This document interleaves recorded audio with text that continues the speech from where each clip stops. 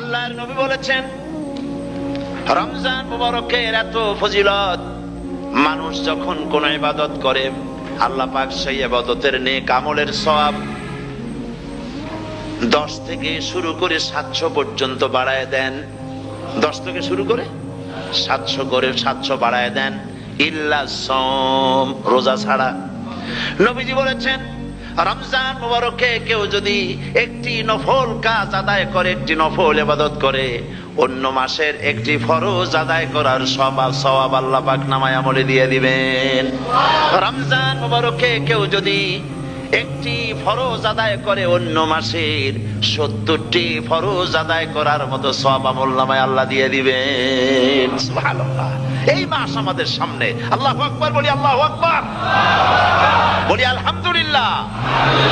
এই পবিত্র মাস আমাদের সামনে, এই মাসে এত সওয়াব, নফল হয় ফরজের মতো আর ফরজ হয় 70টা ফরজের মতো। এত সওয়াব কেন হইল? আমরা না খেয়ে থাকি সেই জন্য নাকি? বলতে পারেন কেন হলো? একটি কারণ, শাহরু রমাদান আল্লাযী উনজিলা ফীহিল কুরআন। সুবহানাল্লাহ বলবেন না? এই রমজান মাস হচ্ছে সেই মাস যে মাসে আল্লাহ রাব্বুল আলামিন কোরআনে কারীমকে নাজিল করেছেন।